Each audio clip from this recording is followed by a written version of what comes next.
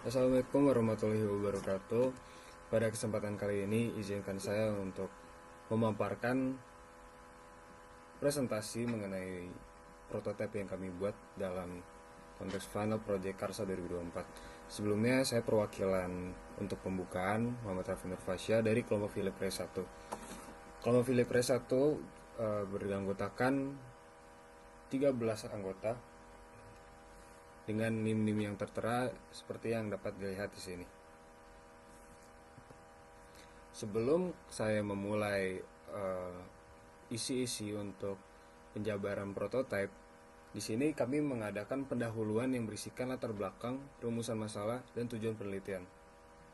Latar belakang merupakan apa yang terlintaskan di pikiran kami sehingga kami berinisiatif untuk membuat proyek ini. Yang pertama adalah meningkatnya bahan bakar fosil dari tahun ke tahun yang seperti sudah diungkapkan oleh peneliti-penelitian khususnya di bidang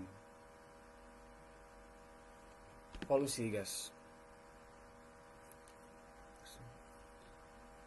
Dan sebelumnya dapat disimpulkan bahwa bahan bakar fosil ini diestimasikan akan sirna dalam tahun-tahun yang mendatang, tepatnya 30-70 tahun yang mendatang. Yang kedua, meningkatnya emisi gas rumah kaca yang terus meningkat,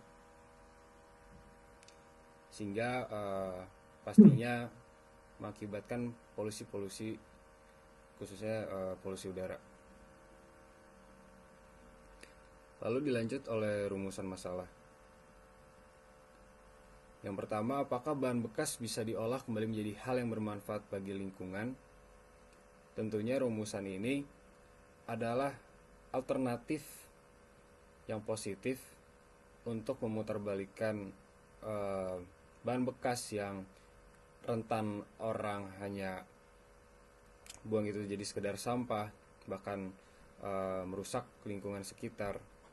Tapi kami memutarbalikkan itu bagaimana supaya bisa menjadi sesuatu yang bermanfaat bagi lingkungan. Yang kedua, bagaimana sih cara mengolah bahan bekas untuk dijadikan sumber energi?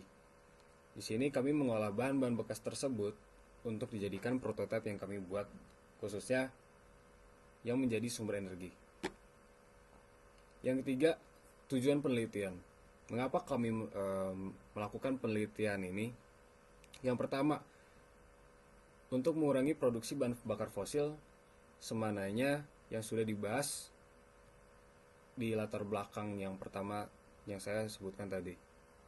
Yang kedua, untuk memanfaatkan barang tak berguna menjadi barang yang berguna, sebagaimana yang tadi saya telah ungkapkan di rumusan masalah yang kedua.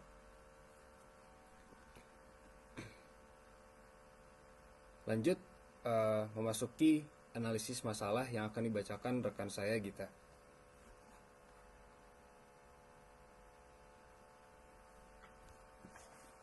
Baik, saya akan menjelaskan mengenai analisis masalah pada proyek Karsa kali ini. Yang pertama, pemanfaatan energi terbarukan untuk mewujudkan cita-cita SDGs Indonesia. Yang seperti kita tahu bahwa energi tidak terbarukan atau energi fosil itu masukannya atau persediaannya semakin menipis. Oleh karena itu, kita juga perlu untuk mengembangkan sebuah inovasi atau beberapa inovasi-inovasi untuk mengembangkan atau memanfaatkan energi terbarukan untuk mewujudkan cita-cita SDGs. Yang kedua, Indonesia memiliki potensi tinggi dalam pembangunan PLTS atau pembangkit listrik tenaga surya karena terletak di garis khatulistiwa. Jadi Indonesia terpapar oleh sinar matahari sepanjang tahun dan sepanjang hari. Dan itu adalah sebuah potensi yang baik untuk mengembangkan pembangkit listrik tenaga surya. Yang ketiga, minimnya biaya dan akses material untuk mewujudkan pembangkit energi listrik dengan energi terbarukan seperti energi surya.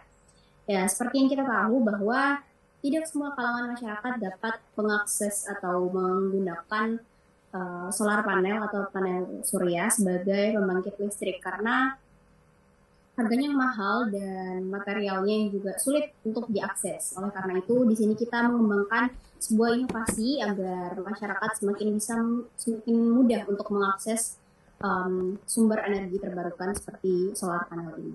Next.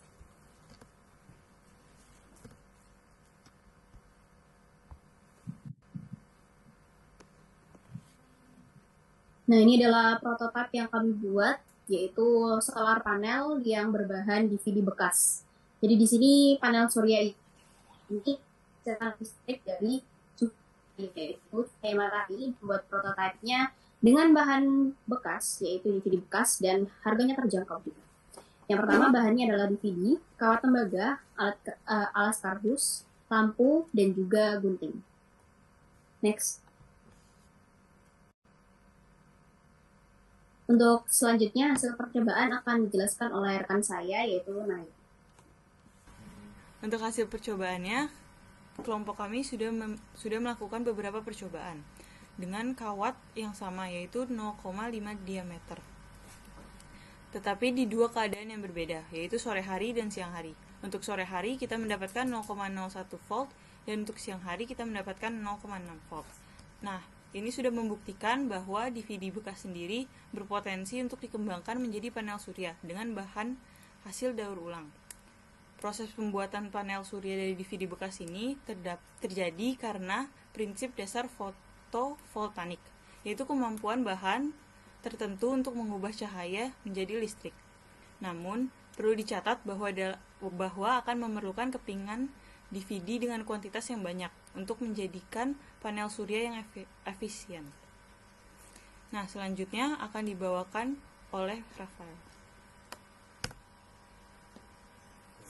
Oke, jadi kesimpulan yang bisa diambil dari panel surya yang telah kami buat yaitu yang pertama, menggunakan panel surya ini